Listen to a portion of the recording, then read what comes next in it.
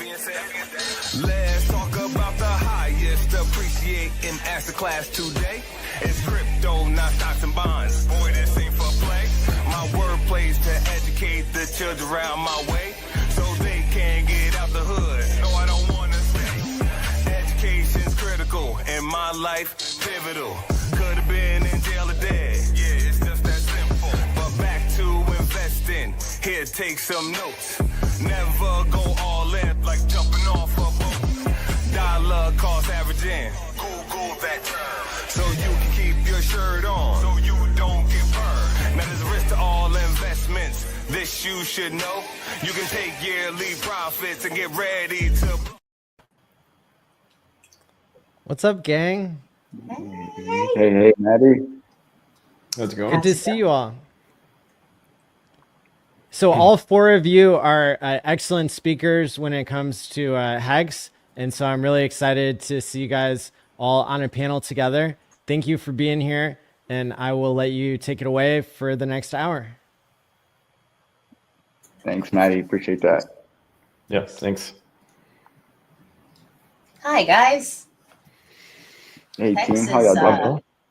HEX is excellent DeFi, and pretty much everything in the Richard Hart sphere is made to be, to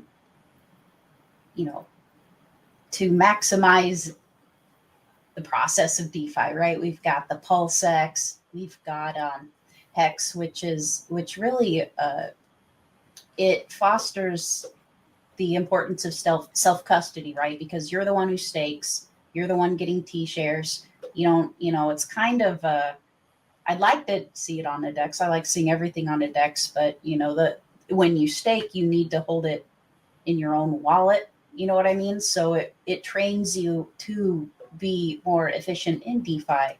And so that's one of the reasons I'm a huge fan of HEX. Nice. Permissionless. I was Permission- gonna say like everything about the DeFi space that is real DeFi, that's HEX, and everything else that we like, around the amazing place called PulseChain is just, it is one of those things where you have control of everything. And I know all the speakers today, a lot of us have been around for a while, or we've been bringing up these talking points and saying them over and over, but it's really, I think you get to a point where you can hear something a lot and then you either believe it or you don't. But the HEX is the one that you can look at and be like, there is nothing holding me back from being in control of my own finance. And it's one of the greatest products. And I hope we really don't forget that, especially at the HEX conference. It is something special, and I don't want to take it for granted, for sure. Yeah, like one of the things that I've been noticing lately through the Twitter spaces and people just getting into their emotions, I think they forget about the core principles of investing. One of the things that I love to talk about is you always have to extrapolate your timeline, because if you don't extrapolate your timeline, you're going to be continuously thinking of the intraday activities of what happens today, what happens tomorrow.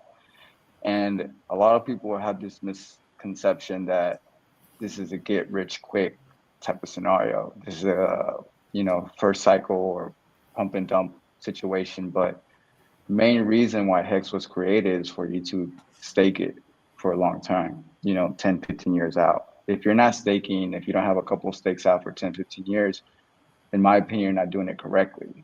Because the difference between this and everything else is that you're supposed to remove your emotions from the thing that's going to cause you to make irrational decisions.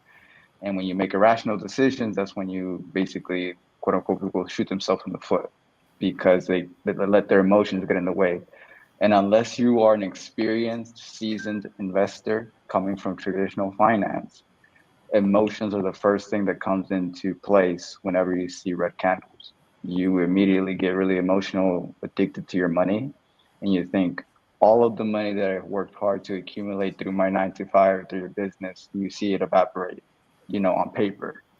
So you really have to have a strong mental fortitude to be able to do that on your own. But the main reason HEX was created is so you can eliminate that aspect. You can rely on the blockchain to take care of that for you, and you're not making those irrational decisions by yourself. And we need to go back and think about those core principles that Richard talked about early on in the beginning.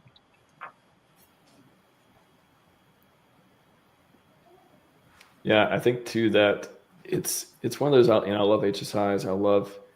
It's so interesting to hear about the expansion pack and all the stuff that can make community projects, things that can do help people do other things with Hex and provide utility. At the same time, I've always had this feeling of like the ones I really want to keep hold on to, that I don't want to be tempted to get rid of, that again save myself for myself type of thing.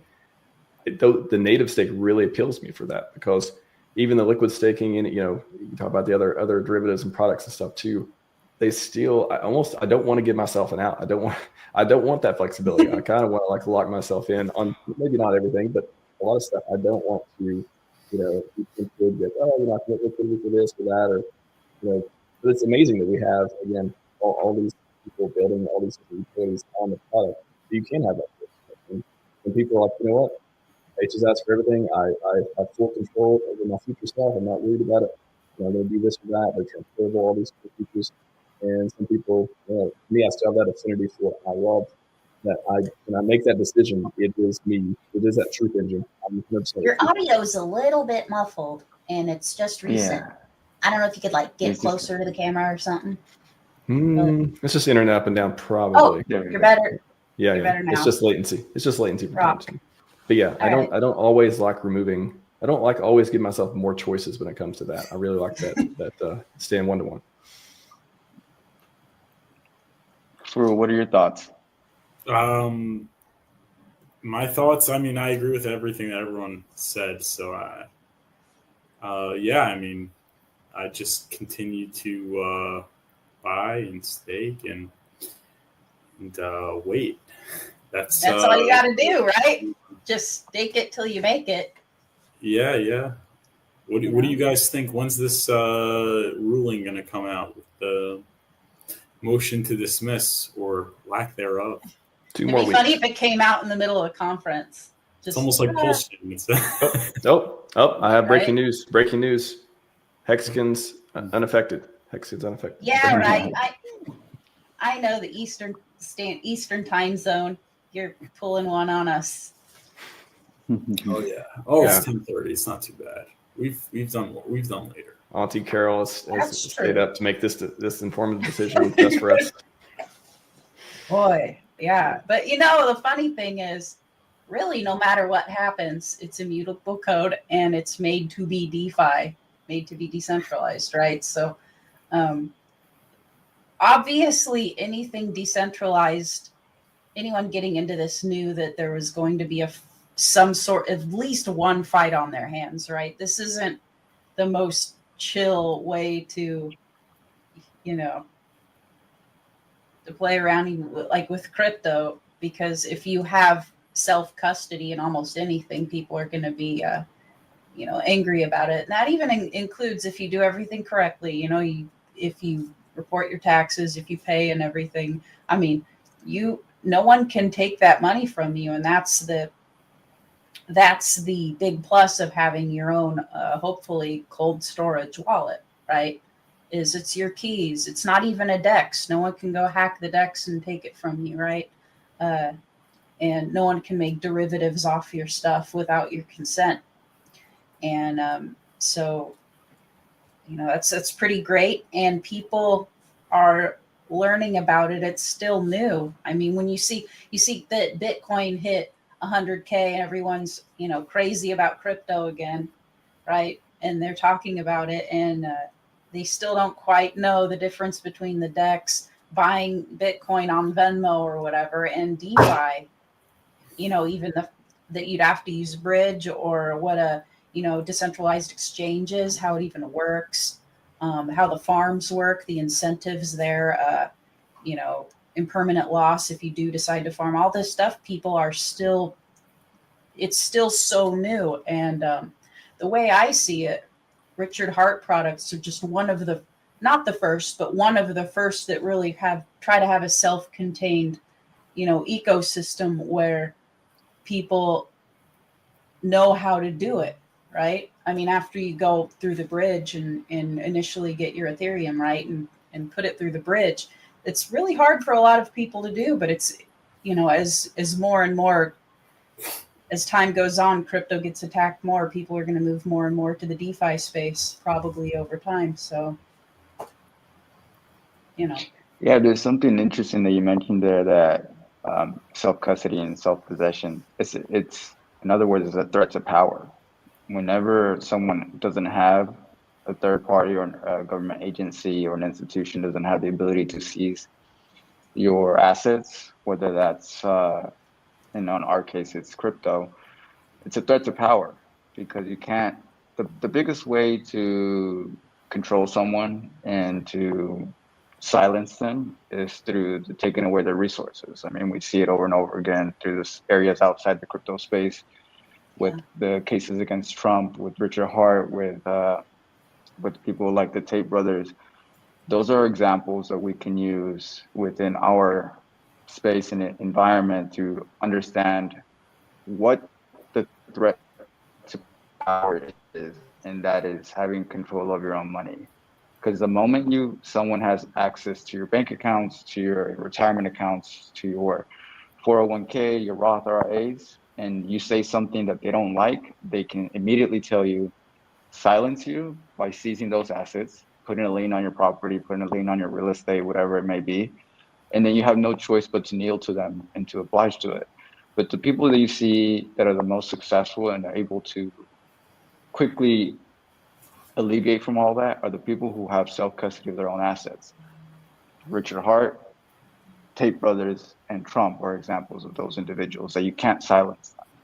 I'll give an example, because my citizenship is from El Salvador. So a lot of people who are in the crypto space are familiar with what's happening in El Salvador.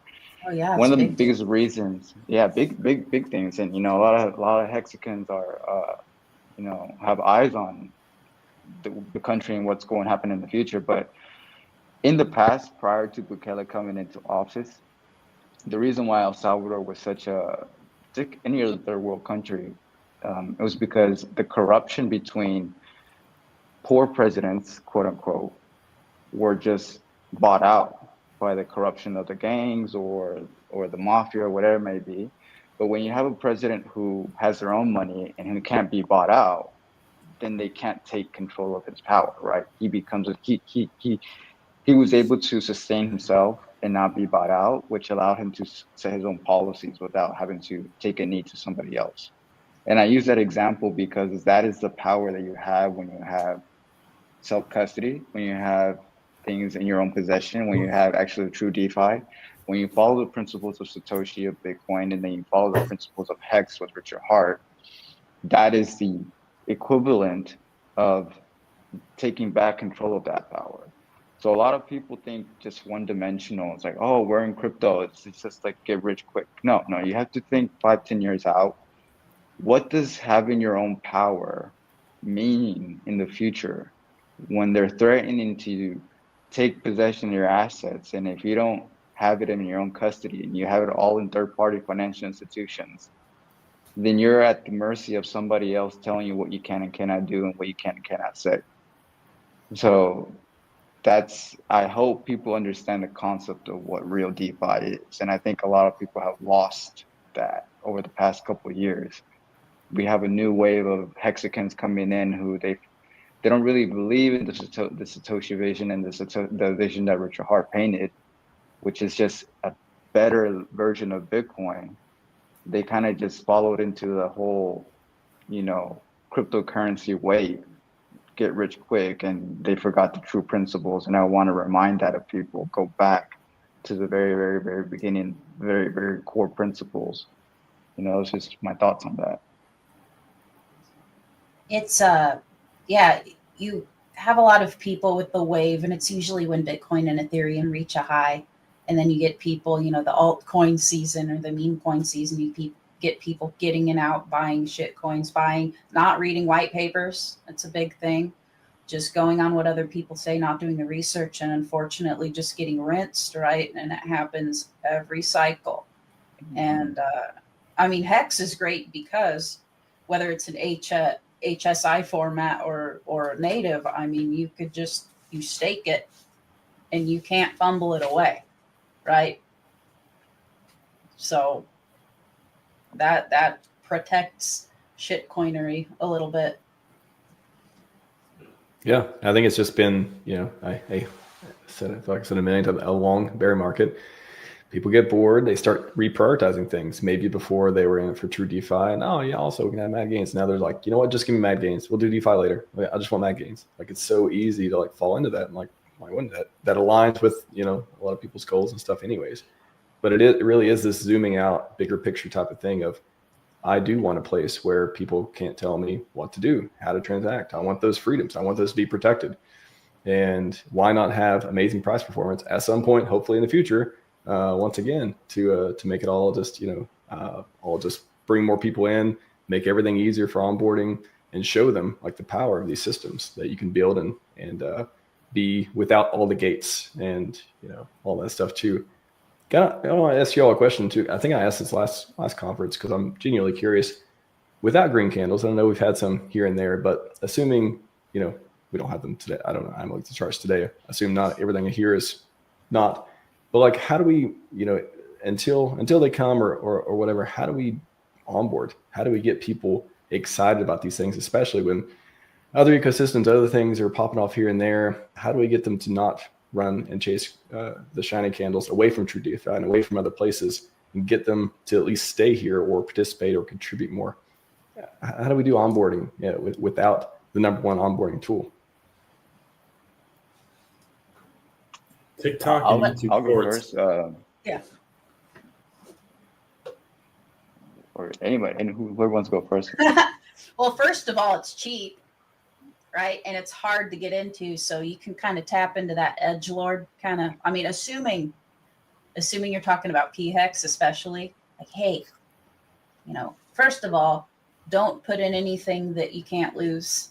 Not trying to, make gains off of other people's foibles, right? Like, this is kind of like Frank said, the original view of Satoshi was more of a DeFi situation than like a quick pump situation, right? So it's like, okay, here's what DeFi is: decentralized finance. This is how it works. Maybe explain how, the farms work and the whole DeFi exchanges work and how they're different from a traditional bank or a centralized exchange. And then be like, hey, the harder it is to get something before, like this court case, for example, or, even Pulse being listed on a centralized exchange, which would be nice, easier to get into. It's like, here's something that's hard to do with an asset that's cheap. You're not going to make big gains if you get into Bitcoin right now, right? But you could make big gains if you get into something that's kind of hard to get, right? Getting Ethereum, going over the bridge, taking this leap on a volatile asset, and it really is, considering everything that's happening, like, why don't you give it a shot, right? Know what you're getting into, but give it a shot. Like, there's a lot of people that want to see fast gains. There are a lot of people that are doing it for self-custody reasons. People have different reasons for being hexagons. It's not just one. Some people like the whole certificate of deposit, thing that it was modeled on, right? So just figure out, hey, leave it up to them. Don't convince them. Be like, hey, if you want to get into this, it's cool. Here's why it's cool. If you don't, then see you on the way up when it eventually does hit a green, And point them at the community. That's the cool part about it. It's not just like, oh, here's a product, go learn about it. It's like, here's a product, and there's a whole bunch of people who have made tons of content and are streaming and creating. Yeah, we're here for 15.2 years. And they ain't going anywhere. Depending on the stakeholders. Yeah. Yeah. Also, like what Hex Monkey said, we all got on board because of DeFi and RH principles, delayed gratification, T-shares long before green candles. Same applies now. Explain the basics. The system, selling them on the system, really showing them, what the system's about and letting them decide. I think that's pretty good too. Yeah, I think I'll speak from my experience. The way I've been able to onboard people. My background is traditional finance. Like, that is what I specialize in, stocks, investing, long-term investing, the Warren Buffett style. I work in treasury now. A lot of people don't even know what that is, but it's just the management of cash flow on a day-to-day basis. And investing excess capital. So my viewpoints is very Wall Street, very traditional, very, old school boomer type of style. The best way that I found to onboard is to specialize in your niche when it comes to knowledge. All right. So whatever that may be for each individual, it may be educating them on liquidity pools, it may be educating on the blockchain, it may be educating on, self-custody. For me, it was educating them on how worthless fiat currency is. And then you have to look at what are the alternatives, right? So then you start slowly educating them. Just not even educating them. You just point them in the right direction. Go look at this video. What is money? What is not money? What was money? What did money become after it was depegged from the U.S. From gold, right?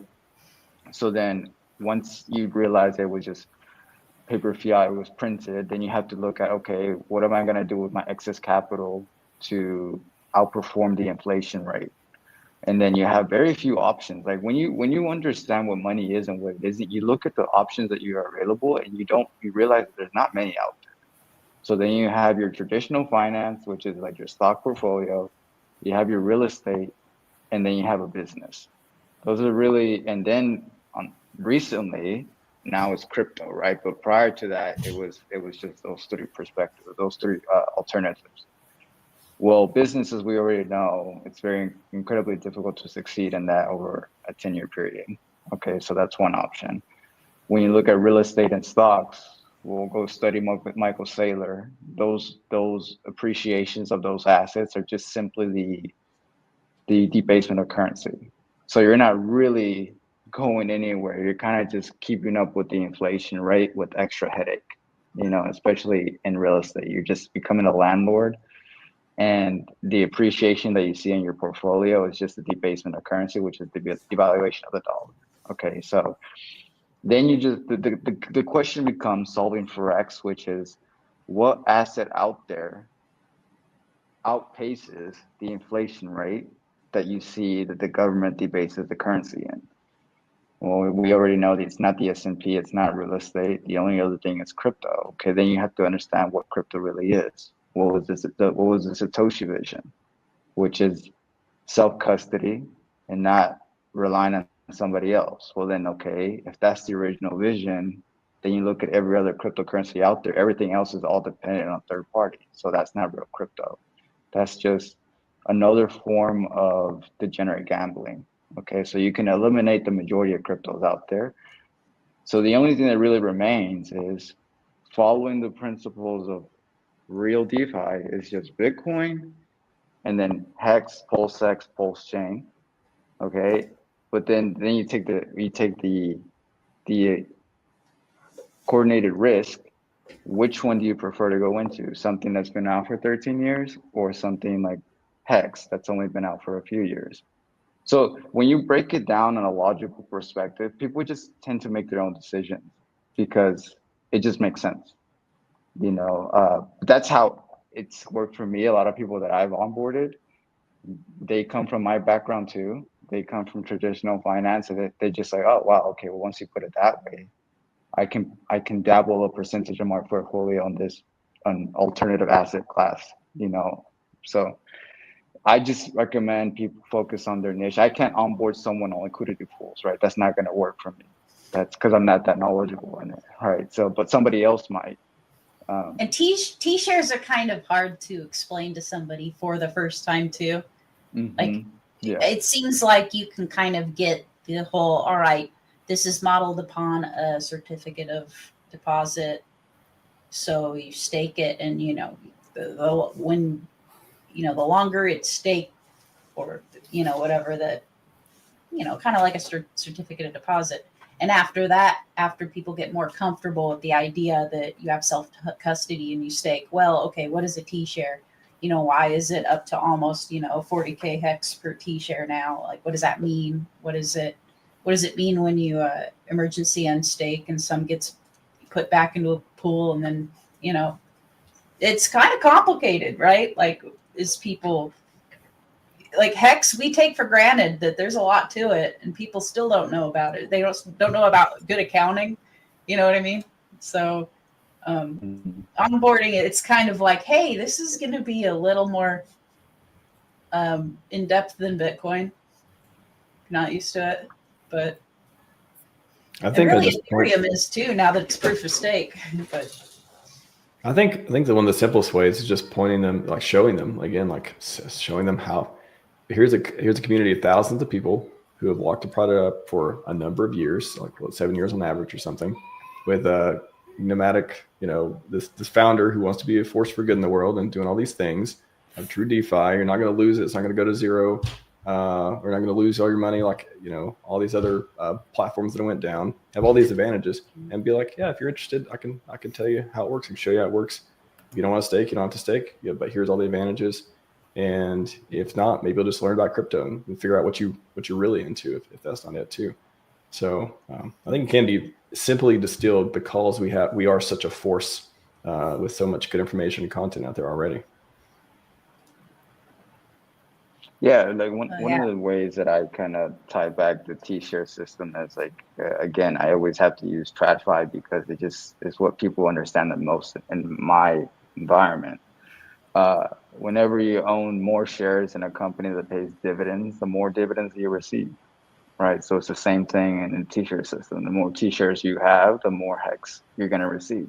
So that's the equivalent that kind of just simplifies the understanding of it. And how the example that I use when it comes like when you emergency end stake, well, when you put money into your 401k and then you take it out before the 55-year mark, you're penalized. So it's the same thing. It's the same thing, right? It's just in a different, one is through TradFi and the other one's through the blockchain.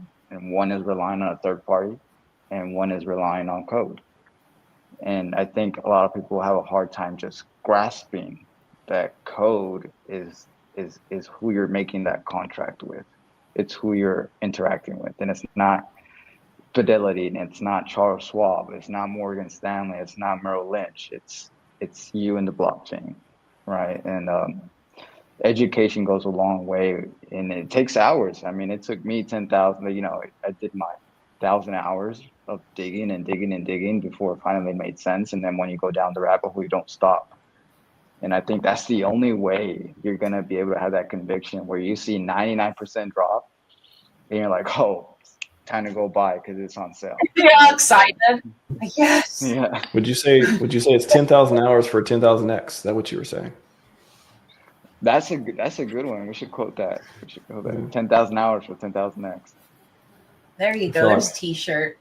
I hope we can make it simpler for people than that. But yeah, if you've been around for a while, yeah, I feel like about 10,000 hours is about right.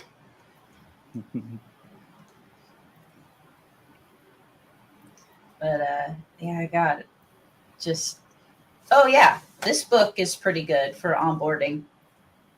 It's the Crypto Investing Practical Handbook, and I think cryptographics, and I think Vince was writing it too. Vince, and it's cool. It's got, when I really onboard people, they're really interested, I try to show them the book or lend it out or have them get one.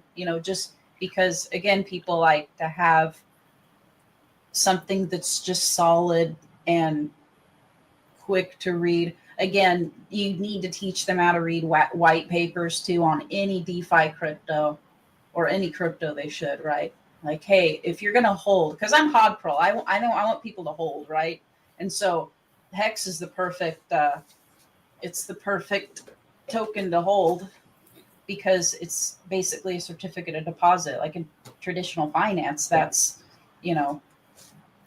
certificate of deposits for people who hold. So, but it's like, yeah, you still have to put work in it though. You need to do research, and there's still stuff to learn about HEX and how it works, and even our whole ecosystem. If you include like PulseX and even Hedron stuff, like stuff you could take off of HEX stakes, like it's just endless amounts of things. Because even if you know things, there are certain things that'll come to you, certain, what do I want to say? Like strategies you didn't think before. Oh, wow. Hits you. So there's a lot it's never ending. That's what the rabbit hole is. You find something, and then you get into a new level, and then that gives you to another rabbit hole. And that was my experience. Like, you think you know something, and then you come across something else, and like that leads to another 100 hours of studying and research. Well, especially you, because you come from traditional finance, and then you got to the rabbit hole of that, which is crypto, and the rabbit hole of that, and then the rabbit hole of that. It's exactly it. Because like in my world, I'm taught to question everything, right? Like, why am I gonna go all in on this particular asset class? For me, I have 15-year stakes. I have my big portions in PulseX. Yeah. But I think, to me, HEX is one of the best financial instruments that I've seen in my, close to 30 years of existence. So if you're able to understand Bitcoin, and then you tie it back to HEX, and then you tie it back to the new products that are in current ecosystem, then everything kind of makes sense. But for example, when I was going down the HEX rabbit hole, I needed to understand from both perspectives, the crypto's perspective and the TradFi perspective, right? And I found something, and it led to more curiosity. And I think curiosity is the number one way that you're going to have those questions that arise, because you can't have questions that arise if you don't have curiosity. And one of the ways that I preach about always, and when I write about it in my content, is this isn't supposed to be something that you get rich off of. This is something that's supposed to, you treat it like a 401k.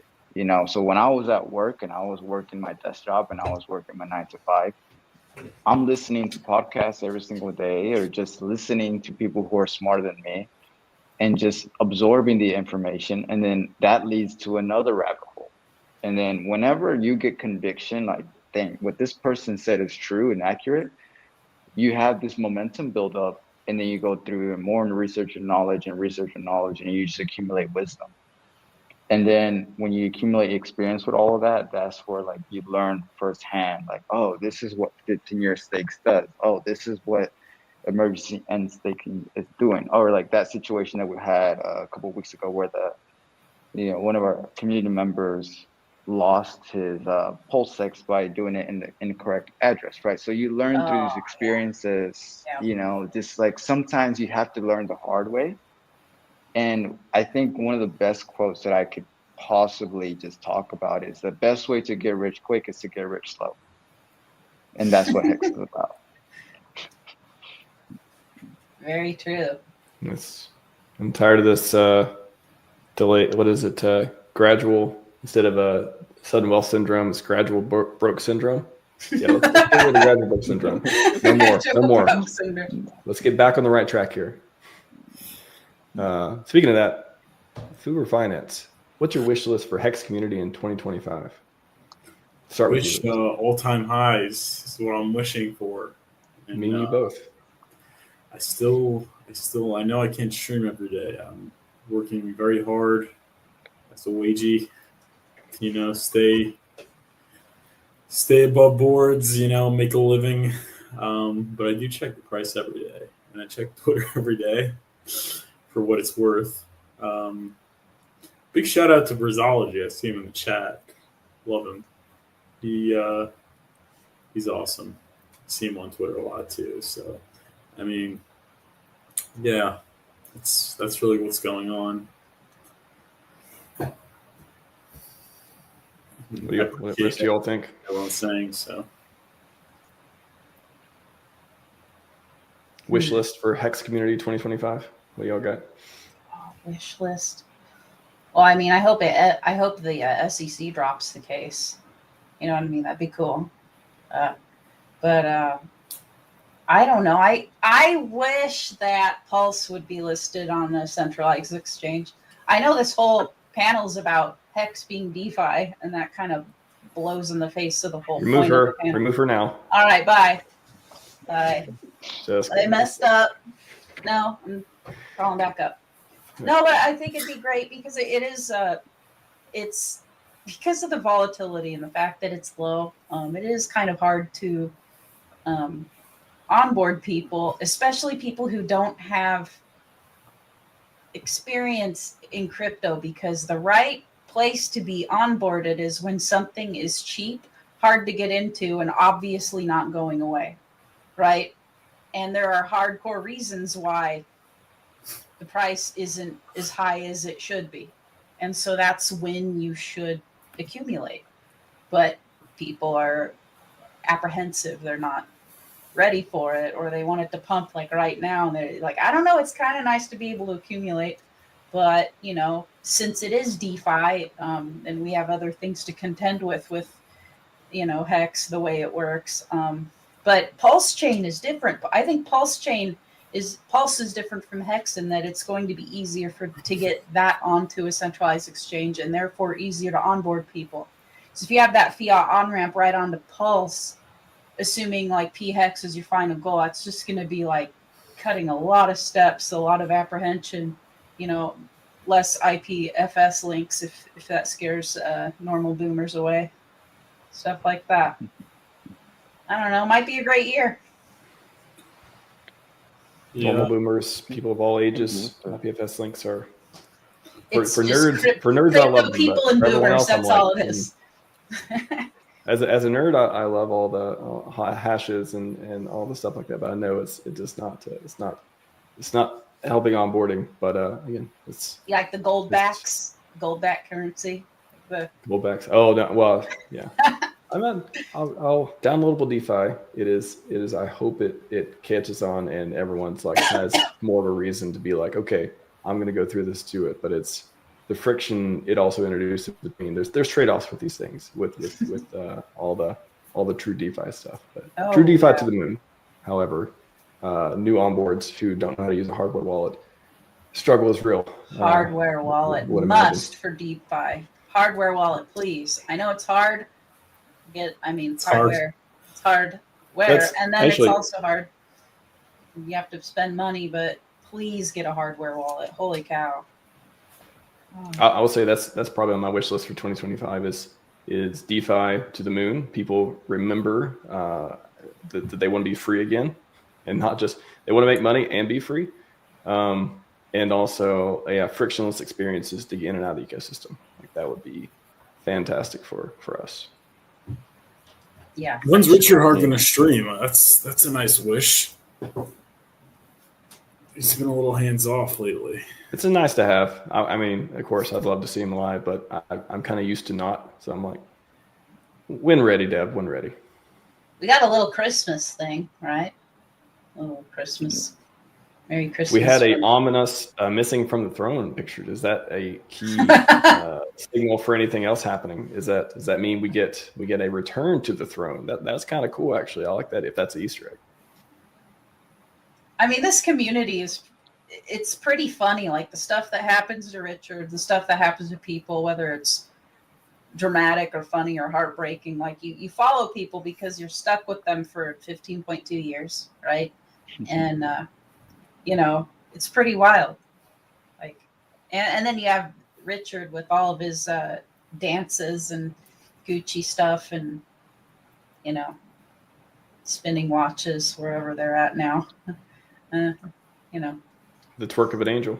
So the twerk of an angel, the flexible man, and it's all DeFi. Everyone, I think a lot of people look back on outrage marketing and they just you think, oh, you know, too much, shouldn't have did it. Oh, that's, you know, everything. But it's like, to me, that first of all, I think it's a moment in time. And I kind of honestly you know, I'm not saying you should bring it back, but I think it was underappreciated in a lot of ways. Now looking back, I'm like, you know, some of the things I'm like, the 10,000th watch picture and calling the watch on the day. Like, I feel like I didn't even appreciate it enough even back then. So it's kind of, well, when you have DeFi, you have to do the marketing, right? Since no one's siphoning off of your funds using leverage or otherwise, they're not going to market for you, right? They're not going to do it. So, I mean, really, Bitcoin gets a lot of marketing from Coinbase doing ads, if you think about it, right? Okay, because, you know, Bitcoin's a new whatever, and Bitcoin Magazine and all of this stuff. Like, yeah, well, whoever's doing that is getting paid for their time to advertise. Guarantee you, or they wouldn't be doing it, right? But when you're in DeFi, no one's your boss. So no one advertises for you. So that's why Richard's going hardcore on the, hey, you want to make some, graphic design things? You want to mail some people stuff out because ain't nobody your boss. You got to start going out there and telling people about HEX, tell them about PulseX, well, all of this stuff, PulseChain, tell them about the bridge. Like, you have a responsibility kind of in the DeFi space. Like, if it's not pumping, all right, well, take some of your time and put it toward, fundraising, have a bake sale, just sell hexagonal brownies. I was going to say hexagonal cookies. You beat me to it. Hexagonal brownies. I like that. Sounds good too. With like a raspberry filling, maybe the raspberry ones, because it'd be like some kind of gradient of hex. That could be good. I like that. Yeah, like Frank, anything you'd like to have in 2025 for the Hex community? $1 million, perhaps, maybe several million. Freedom and money seems to be good. I think that's what everyone agrees on. Freedom and money, good. Freedom, money, but I would say unity. There's so much division, and I think people are very emotional, man. Very, very emotional. I wish people would just get out of their emotions, but that comes with experience and wisdom. There's a lot of animosity, people attacking each other, just let people live their life.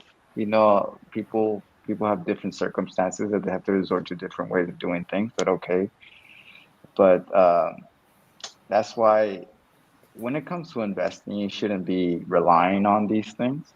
You should definitely be thinking, this is for the future. This is not for next year. And if I need something for next year, you're in the wrong space, man, because you need to go to Vegas, and this is not the mindset that's going to be healthy in the crypto space.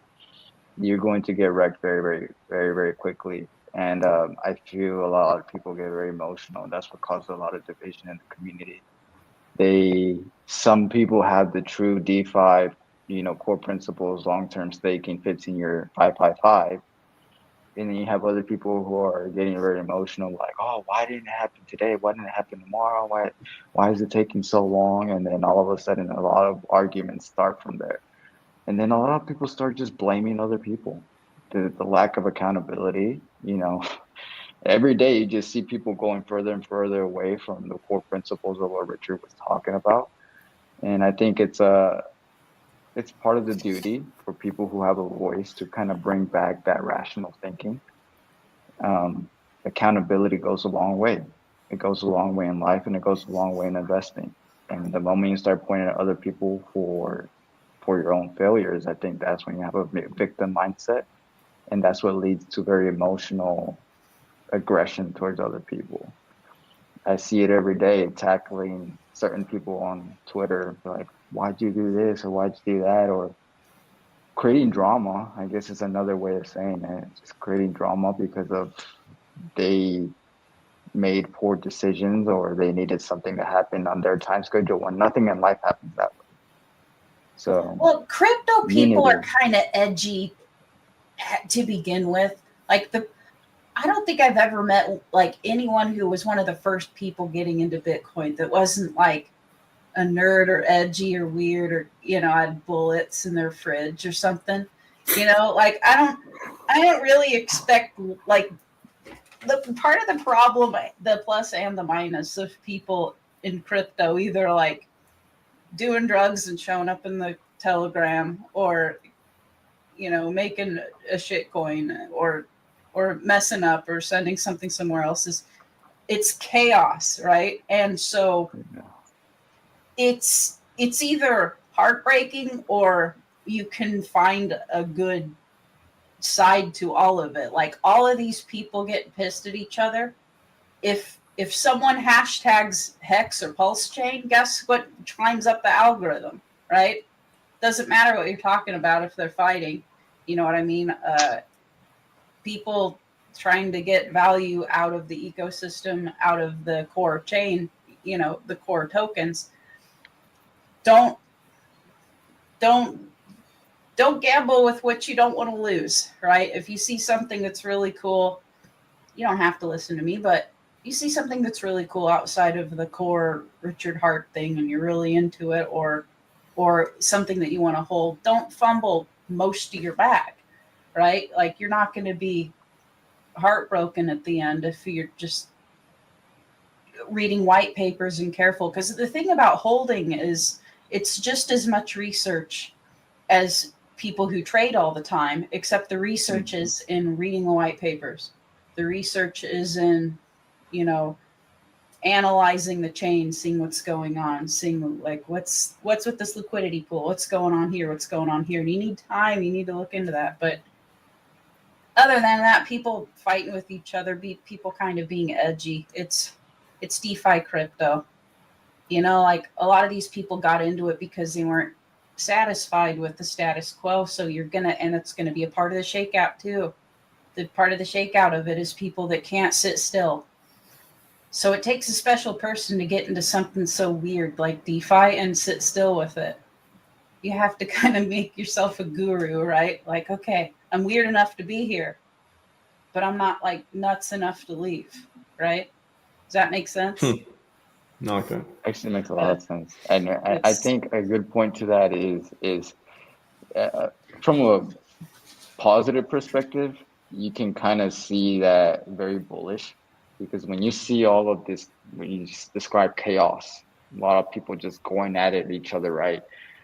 If you're just smart enough to just sit back in the background and just let people kill each other, and then you just hold. Unfortunately, that's the benefit. shakeout.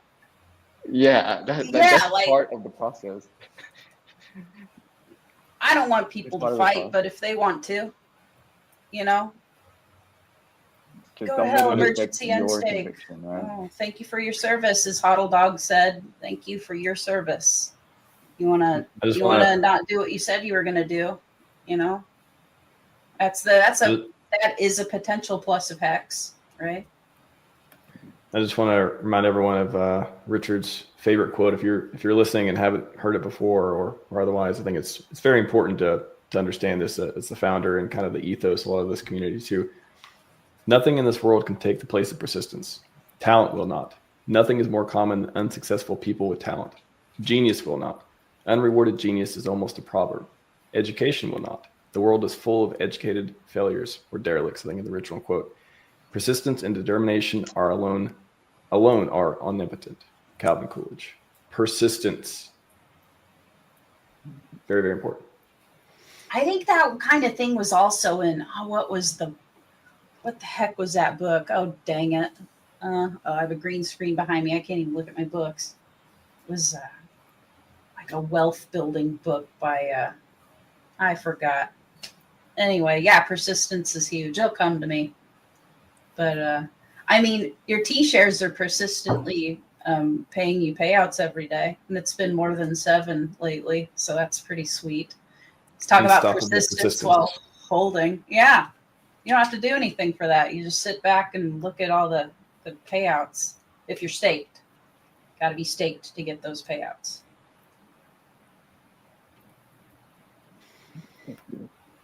Stakers get rewarded? That's what I'm hearing? Oh, yeah. They get rewarded for their patience and their persistence in not, trading or being cowboys with all their shit coins, Yeah, I think even it's interesting to see the wallet, the liquid versus staked. It's like staked, you're with the inflation, all those rewards. Again, maybe you keep stuff from selling. There's all those, and then liquid, you're paying the price, but you also have it liquid. So if you want to trade, you can do those things too. So it's this trade-off, but a lot of people tend to gravitate towards staking, and it removes the need for trading. It removes the need for timing. It removes the need for, you still, I guess, time with ladders and stuff like that too. But it removes that I have to do something in order to make money when, the share price is the share rate goes up, rewards come out every day, unstoppable code. You can make the choice, liquid or staking, but there's a lot of people that like staking. And 5555 to the moon. That's right. I have a question for y'all. Why do you think people have this urgency for HEX or anything else to pump so quickly? If you know that over time, you instill these principles. You know that over time, Hex is going to get more valuable, whether it's 5 years or 10 years. Okay.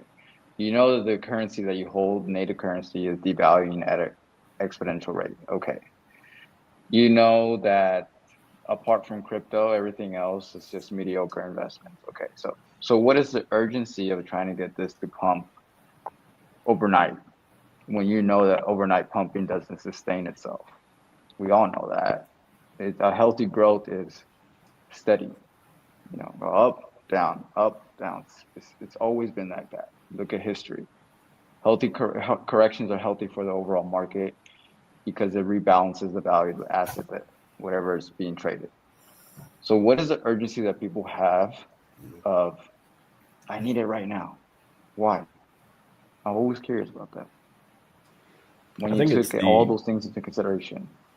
I think it's a lot of people come here for gambling. Maybe they think they're investing, or they want to think they're investing, but they come here, they treat crypto as gambling. They treat it as, I'm going to get in, I'm going to get out as quick as I can, make enough money, and maybe I'll do it a few times and get lucky here and there or something. Or they come they're just here to hang out. They're like, they're here to follow someone, or, just be part of a group, and hope they win through that. Not a lot of it, my speculation, not a lot of it actually comes from actual investments over time that you have confidence in a product and you're okay waiting on it to appreciate. It is just a lot of it's just mindset. And a lot of people come to crypto, have it or they don't, and you see it manifest. And that's true, but now let's rephrase the question. That's 99% of crypto. Okay, you want to go do that in somewhere else? That's fine. Why do they come to Hex with that mindset? And then they bitch about it. That's the real question. Well, it pumped quite a bit there, right? Like it went from, I don't know the timeline, but it went up to 50 cents pretty fast. And so I think there was a wave of people that weren't the original OGs that came. And I came when it was about 5 cents. Obviously before PulseChain thing happened, there was only Ethereum Hex. But that pump was significant, and there was a cult of personality behind it, and it wasn't pumped by any centralized exchange thing or anything like that, other than I guess there was the sacrifice for PulseChain and everything that spread the word, but it was just something that was working, that was DeFi, right? And it was really cool. So are people chasing the dragon of that initial dopamine of that pump? Maybe, right? Because there was a whole community partying with it too, right? It was fun. And, dancing gifs in the telegrams all the time, just any side project that was made off of, Hex or PulseChain that was going up and everything. I don't know. Everyone wants to make money quickly. Like, it just seems to be the case. Wishlist 2025, make Hex fun again. Funner, more fun. Everyone have fun again. That'd be nice. Hex and fun. I mean, I'm having fun making t-shirts every once in a while. Dang, 5555 with the biggest 5 being the first one. I got a Hex necklace. Pulse on the other side, but Hex. I like it. Hi, Maddie. Hey guys. Howdy. Well, your guys' panel was great. I really appreciate it. And I agree with what you guys said. You had some gems in there. Awesome. Thanks, Maddie. Great conference. And everyone out there. Let's do this. Let's do it. Pump it up. Pump the energy up. Woohoo. Let's do it.